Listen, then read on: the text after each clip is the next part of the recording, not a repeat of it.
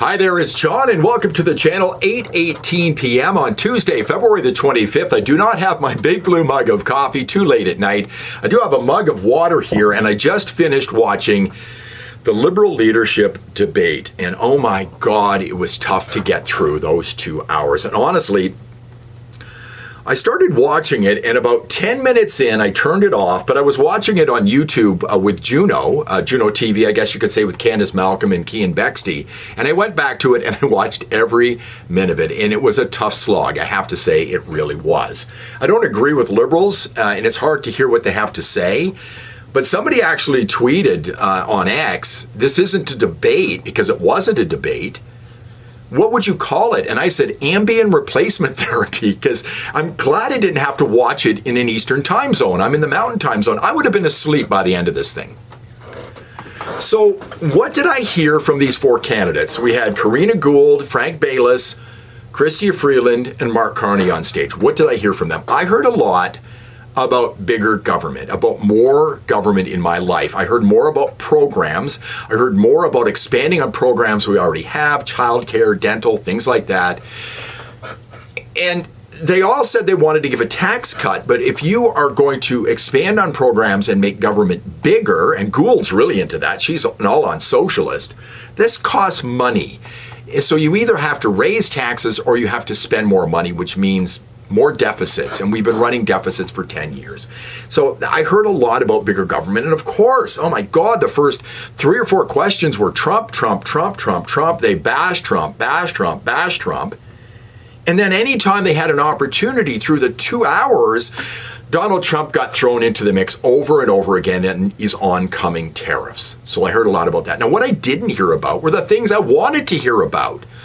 The things that Pierre Poilievre has been talking about. People are bashing Poilievre so much, but he's been right on point since he became the leader of the Conservative Party on so many issues. Like drugs, the fentanyl issue. They never mentioned it that I remember. Maybe I zoned out for a moment, but I didn't hear it. I didn't hear about crime. Immigration was touched on for a second by Mark Carney, but it wasn't even a topic tonight. I didn't hear anything about borders. I didn't hear about oversized government. I mentioned they wanted bigger government. Our government has grown between 30 and 40% since the Liberals got in 2015. It's too big. Nobody mentioned it. The dollar exchange, never heard about that. Most of them said at one time or another that, Canadians are not buying American. I think it was Chrystia Freeland said Canadians aren't going south. They can't afford to go south. The dollar is so weak right now. I want to go down south mountain biking, but I can't. I can't do that with its 30%, 35% on the dollar. I can't do that. What I didn't hear about really was the cost of living. Of course, they said Canadians are struggling, but they just basically had platitudes. How are you going to get the price of this down? I brought this as a prop, and this is how I judge what it's costing me at the grocery store. It's the economy, stupid. They don't really talk about the economy when it dealt with Canadians. The people who have to go out and buy groceries. A couple of years ago, this was $2 a liter for cream. American friends, $2 a liter. It's more than you're spending right now. It's now $4 a liter.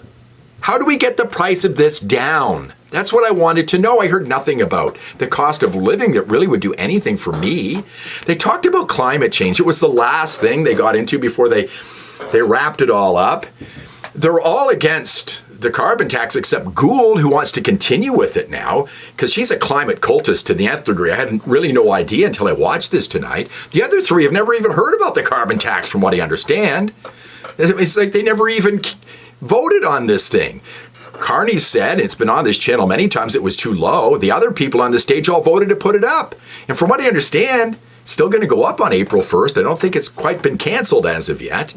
They're depending on their Team Canada rhetoric to pull them through this. And it's working. There are enough stupid people in this country that are going to vote for this party. A number of them said that Poilievre keeps saying Canada is broken. It is broken, folks. And it's broken because of the Liberals. The reason we're in this trouble for Donald Trump, I hate to sound like a broken record, is because of the Liberals. We would not be here right now if we'd have done all the things they say they're going to do now 10 years ago. Building pipelines, getting natural resources out of the ground, building our economy, making jobs. But they all wanted that to die because of climate change. Now, as far as the host goes, Hannah Thibodeau, she said, oh, that was a great debate a number of times after they wrapped up one of their little topics. There wasn't any debate in this at all. She was an awful moderator in this. You know, as a moderator, I've done it many times. You want to be fair, but you want to ask probing questions, tough questions, so you get some answers. But I don't think she went into this with the right frame of mind, or she was told to take it easy on them, and I think that's probably the case. Now, as far as each of the candidates go, Carney didn't say much about anything. He just said nothing. He didn't really have answers on anything. We never learned anything about how he'll be a disaster for Canada, how he rallied banks to defund oil and gas in Canada, defended the carbon tax, as I mentioned, how he worked with Trudeau. He never even heard of the guy. And they were all critical of the government over the last 10 years, even though a couple of them on stage there were part of it. All of them have supported this government. Freeland was a big part of the disaster we've had over the last 10 years. She seems incapable of understanding how or that she was even part of it. She doesn't see dead people, but she hears from 4-year-olds about complex issues. Apparently, she brought up this thing about this little kid asking about how she can save the world or Canada from Donald Trump invading. Apparently, 4-year-olds asked this. I think it was years ago when Jimmy Carter was president. I think it was called the Malay speech, and he talked about how he used to chat with his daughter about nuclear war. Well, this is what Freeland says. She has complex discussions with 4-year-olds about complex issues. Gould, as I mentioned, is a socialist. She hasn't got a chance. I don't think 3 of them on stage have a chance, although I think Bayless sounded the most reasonable of the 4. I think of all 4, if there was one person I had to vote for one of them, I would have voted for Bayless. I think he's the most reasonable person up there. I don't think he's exciting enough, but I think he had some good ideas that the other 3 didn't have.